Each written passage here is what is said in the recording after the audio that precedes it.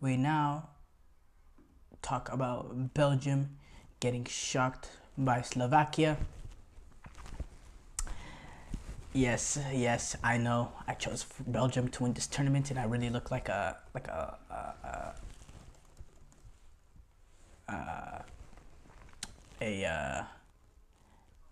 an idiot right now. I do, but look, I don't want to seem like I'm defending my decision in doing that, but I do think this was an incredibly avoidable loss by Belgium. Now, a lot of people talking because it's easy to go on the narrative that people have in terms of their, well, it's not a narrative, it's true, in terms of the golden generation being over. This team's over the hill, they're losing to Slovakia, everybody writing them off already, even though people weren't even really writing them on in the first place. And but again, it's similar to the Spain-Croatia thing in terms of, if you gotta analyze the result, horrible results, but you analyze the performance, I thought Belgium were actually pretty decent. I thought Belgium, 16 shots to 10, 5 shots to 4, 61% possession, 39. Just, they didn't really dominate the game, but I thought they created plenty of chances. I thought, them, 2 goals that Lukaku scored that got called off were narrow decisions. The first one, he was offsides by a shoulder. The second one, with it being handball, it was really harsh. It is a handball at the end of the day because of the new rules that came in terms of you cannot any sort of hand helping you in the establishment of a goal gets called off no matter what. But it's really unlucky. He's fighting for positioning, and it just ricochets off his finger. He's making no attempt to use his hand to help him in this situation. He's just fighting for positioning, and it scrapes off his finger, which you can't really even tell live. You had to see a replay, but even without that, Belgium had chances. Belgium created multiple chances. Lukaku could have like 4 or 5 goals in my opinion. And again, it's another disappointing performance by him in the big stage. But I thought they were really, really solid. The goal that they conceded wasn't a defensive mistake or a defensive lapse. It was more of a, losing. It was literally losing the ball in a bad area.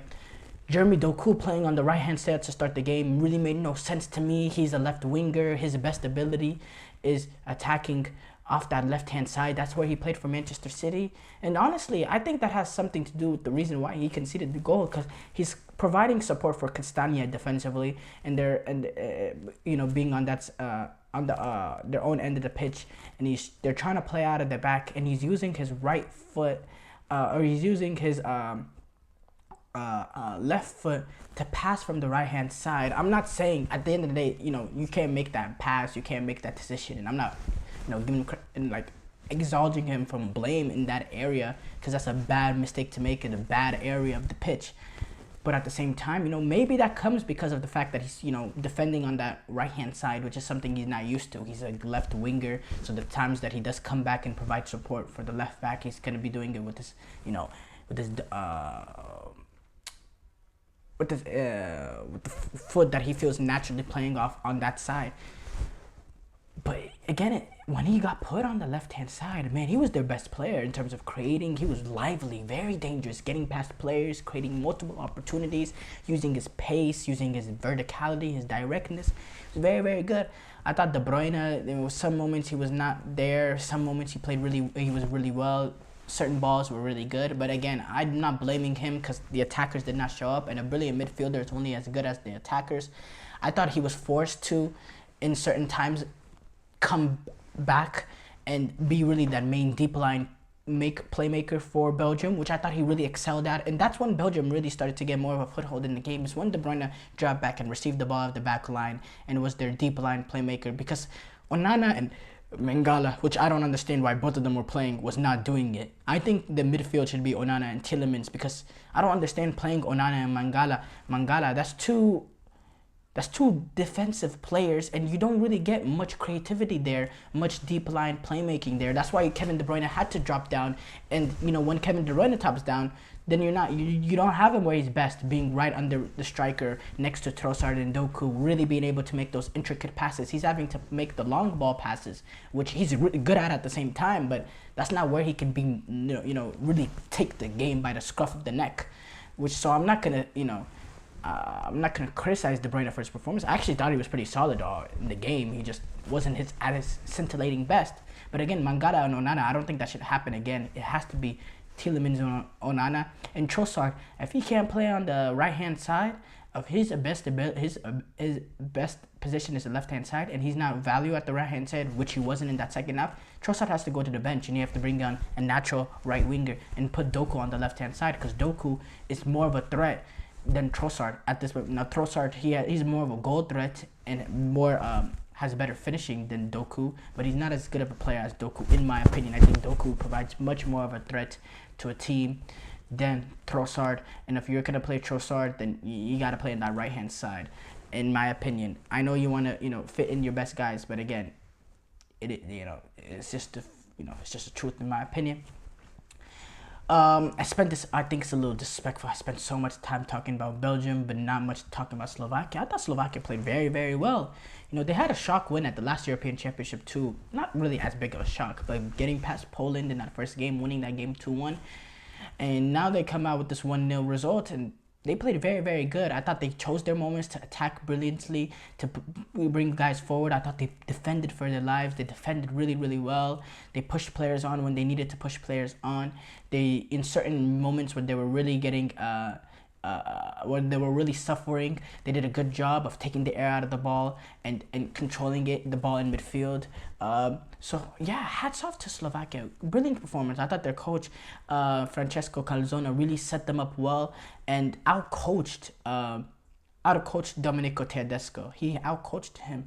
It was, it's a performance that he will be proud of, this team will be proud of, and they can ride high off this. And now they look in a pole position to get out of the group with the fact that they won this game, and that the fact that they won this game, and they did it against the best team in the group, and now they take on a Ukraine team who's reeling after losing to Romania 3-0.